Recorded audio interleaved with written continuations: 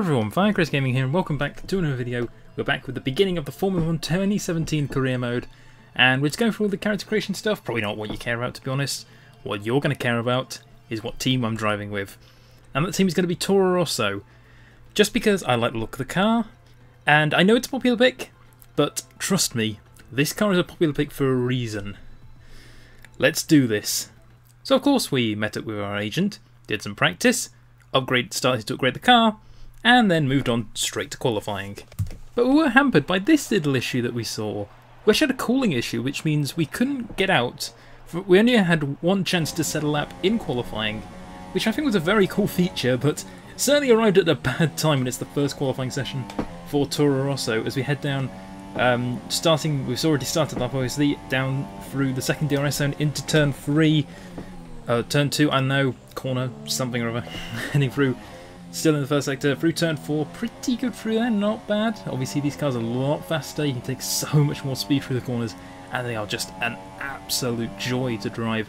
Through the first sector I think we're only a couple of attempts down, so it's not too bad, but this is going to be the one and only attempt as said, after the cooling issue. Heading down to the right-left of, I think, 9 and 10. Pretty good through there, pretty fast and nice on the exit. Now up to the 11-12 chicane, still trying to push as hard as we can. And we are currently purple in that sector with 2 attempts up on Kimi Raikkonen. So that is very good, it must be said, but through this section is where the AI really seem to gain this year. They are very good through the corners, so fast compared to our car. And this is where we do lose most of our time.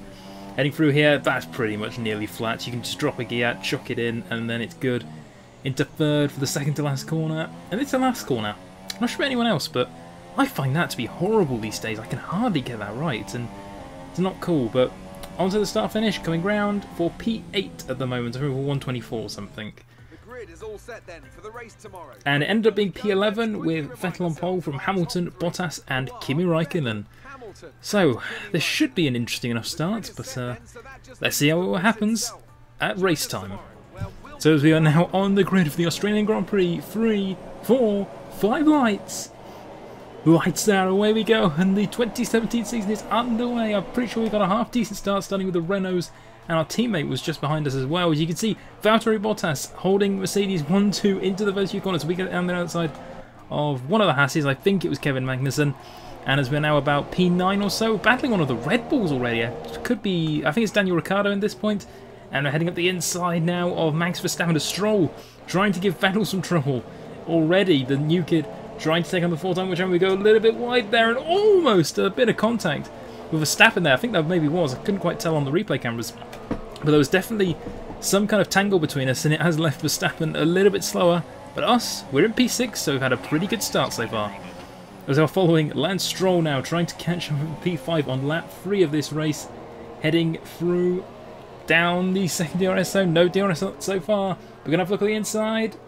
And there we go. Nice and easy move down the inside into P5 now. And we are really trying to get our move on in this Grand Prix. It's clear that we are not messing around. I think the top 4 are definitely going to be out of reach, but it's worth every shot we can take. And now on lap 6, I believe, the yellow flags have just come out. And it is for someone. I got completely flustered here, didn't mean to pause. And it is for Lance Stroll. Stroll out of the Australian Grand Prix. Sad way to end, after he was looking extremely competitive, it must be said. And coming down into turn 1. It's a shame we can never see what the issue is, but there it goes. Something goes pop and his race is done.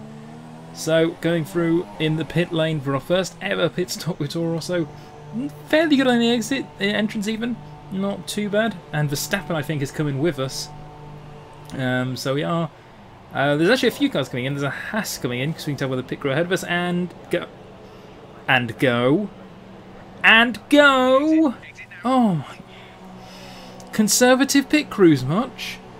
Well, I think that's more to do with the release thing, so maybe if I was in control I could have got out ahead, but I'm not too confident using that yet, so maybe that was something I have to get used to, and maybe something that could have got me a better result in this race, but as for now, we are down to P13 with Daniel Ricciardo. He is now trying to maybe line up and move on us.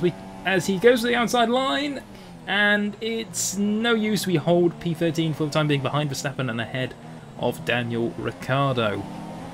So on to lap 10 now. There's now 18 runners with Esteban Ocon going out of the race. And I believe at this point, the two Renaults were staying out on super soft tyres that they'd started on, and Palmer had some engine problems where he is now holding up Verstappen, an absolute treat. Thank you very much, Julian. As we have a look up the inside of the Red Bull. So going into the chicane now, going past Julian Palmer and Max Verstappen, a fantastic move there to move ourselves up into P5 again.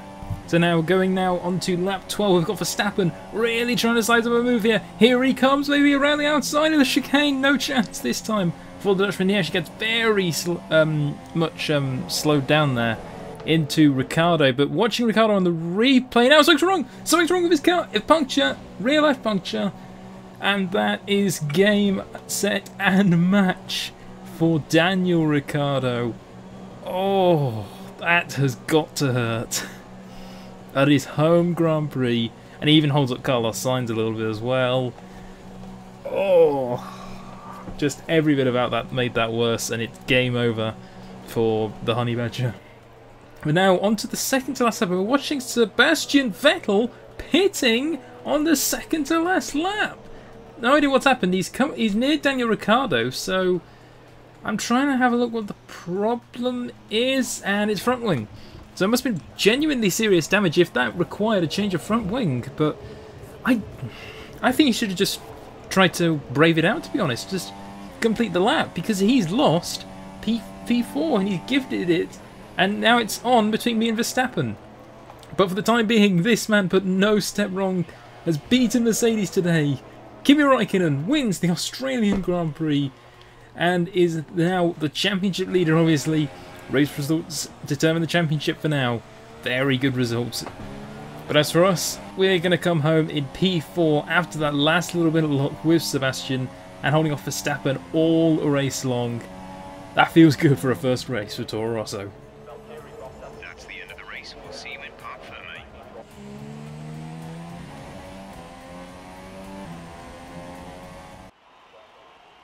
Great effort there from Ferrari to take the victory today.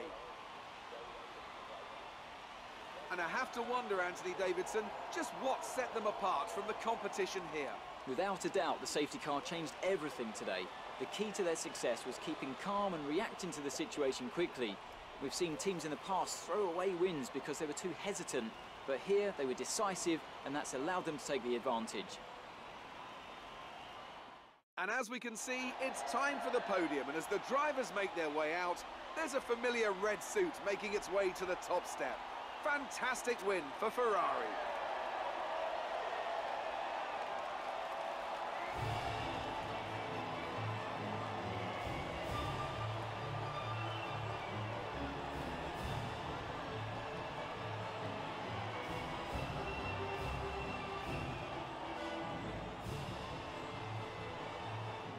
And after this round of the World Championship, here's how things look in the Drivers' Table. Kimi Räikkönen takes over the lead of the Drivers' Championship after that excellent result. Now then, Anthony Davidson, who was your driver of the day?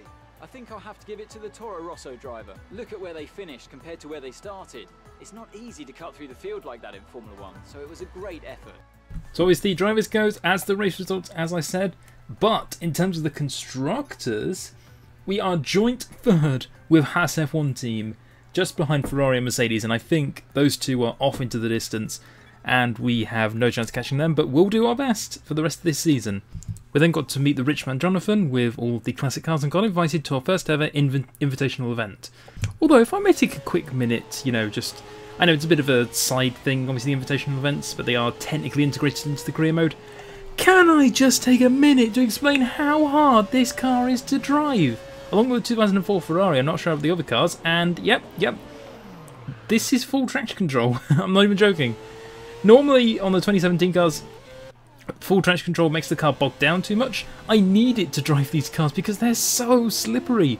Through the corners, they can't go in a straight line for more than 5 seconds before they want to spin off again.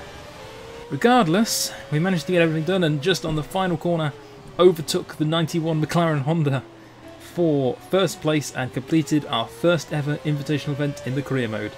So thank you all very much for watching this first episode. If you did, leave a like, subscribe. F1 2017 Career Mode is here and will start to come out in quantity as much as I can. I hope you can look forward to that. And yeah, I hope to see you next time out for the Chinese Grand Prix. Take care, guys. Goodbye.